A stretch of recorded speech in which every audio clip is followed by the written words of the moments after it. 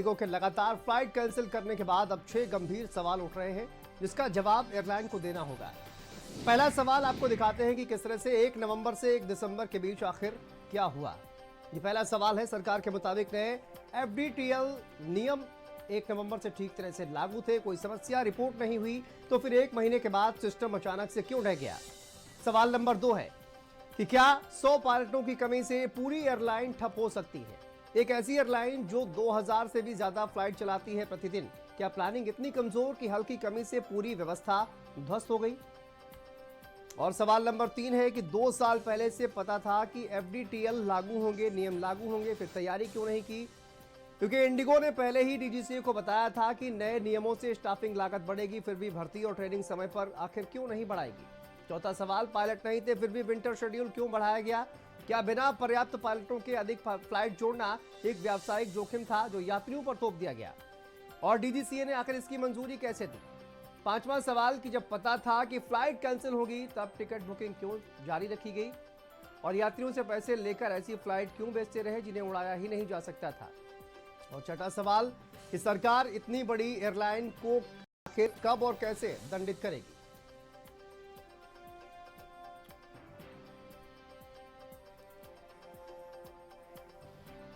तो देश की सबसे बड़ी एयरलाइन इंडिगो गहरे संकट से जूझ रही है और हालात 7 दिन के बाद भी सामान्य नहीं हो पाए। सोमवार सुबह तक 250 से ज्यादा उड़ानें ऐसी हैं जो रद्द होने से देश भर के एयरपोर्ट पर अफरा तफरी मच गई है। शाम होते होते ये संख्या और भी ज्यादा बढ़ गई। हजारों यात्री फंसे हैं, उनकी परेशानियां बढ़ रही हैं। इस पर पॉलिटिकल रिएक्शंस भी अब सामने आ रहे हैं। देखिए हमारी ये खास रिपोर्ट।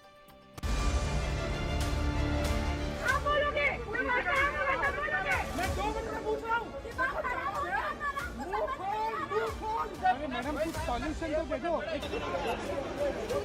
चोर है इंडिगो कितना पैसा। बेंगलुरु से 2 फ्लाइट आए मॉर्निंग से, उसमें भी इन लोगों ने बैग में भेजा।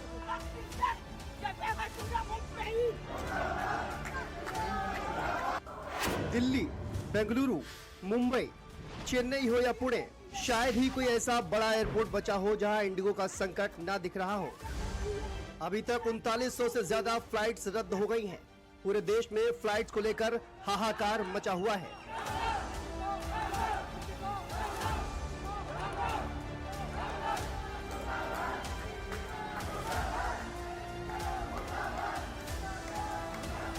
हम बेंगलुरु से मुंबई आए हैं, लेकिन हमारा बैग नहीं आया है, और बैग में मेरा पासपोर्ट है, इंटरनेशनल का टिकट है मेरा। 2 बार टिकट बनवाया, हमारा पैसा करीब 35,000 चला गया। अब इतना तो हमारे अकाउंट में भी नहीं रहता। अब हम जाएं तो कैसे जाएं। हमने पूरा 6-7 महीने जो प्रोजेक्ट के पीछे मेहनत की थी वो सारी वेस्ट हो गई है। एक तो बंदा था जिसका शादी है, मतलब दूल्हा ही यहीं पे है, बाराती आ गए वहाँ पे। आज पूरे देश में 250 उड़ानें ठप। रात भर एयरपोर्ट पर सोते यात्री, बुकिंग काउंटर पर हंगामा, और हर चेहरे पर एक ही सवाल, आखिर कब मिलेगी राहत। इंडिगो संकट के बीच सबसे गंभीर सवाल उठ रहा है देश की विमानन नियामक संस्था DGCA पर। सवाल यह है कि जब इंडिगो के पास पर्याप्त स्टाफ नहीं था, ऑपरेशन प्लान मौजूद नहीं था, तो फिर इतनी बड़ी संख्या में रूट अलॉटमेंट कैसे दिए गए। DGCA पर कार्रवाई क्यों नहीं हुई। क्या नियामक संस्था सिर्फ तमाशबीन बनी हुई है।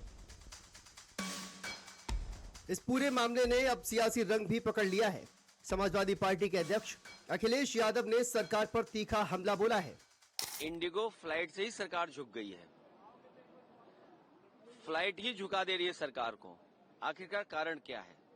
सरकार जब ये दावा करती है गरीब भी बैठ सकते हैं उसमें, चप्पल वाले भी हवाई जहाज में बैठ सकते हैं, तो अब इतने महंगे में कौन, जूते पहनने वाले भी नहीं बैठ सकते अब तो। आगे अखिलेश यादव ने पूछा, जब एयरलाइंस मनमाना किराया बढ़ाती हैं तो सरकार कहां खड़ी होती है। DGCA की जिम्मेदारी केवल कागजी आदेश जारी करना है या यात्रियों की सुरक्षा भी है। डॉक्टर राम मनोहर लोहिया जी ने कहा था कैपिटलिस्ट किल्स कैपिटलिस्ट, और जब पूंजीवादी हावी हो जाएंगे सरकार पर तो ऐसा ही आपको देखने को मिलेगा। सुनने में आ रहा है जो बोर्ड ऑफ डायरेक्टर्स में सब भारतीय जनता पार्टी के लोग हैं कि लगभग 50,000 रुपए की टिकट खरीदनी पड़ रही है। तो ये किस दिशा में देश को ले जा रहे हैं। इसलिए गाने से ज्यादा निभाना, और उसका भाव क्या था कि देश स्वतंत्र हो, आजाद हो, आजादी के बाद यहाँ के कानून से काम हो, न्याय मिले लोगों को। सामाजिक न्याय कितना मिल रहा है? वहीं अब इस पूरे मुद्दे पर नागरिक उड्डयन मंत्री राममोहन नायडू ने संसद में बयान दिया और पूरे मुद्दे पर सरकार का पक्ष रखा है। इंडिगो का क्राइसिस अभी देखने को मिला वो AMSS से रिलेटेड नहीं है। इंडिगो के इंटरनल ऑपरेशंस में उनके जो क्रू रोस्टरिंग सिस्टम है, उनका जो अपना इंटरनल प्लानिंग है, उसमें गड़बड़ी के कारण ये सब हुआ है। Indigo was supposed to manage the crew, was supposed to manage the roster through its day-to-day operations. We are there to check if the FDTL is properly implemented or not, and there has been no compromise on that side. We are doing an inquiry and we will take very, very strict action, not only for this situation, but also as an example. We will set an example for all the airlines.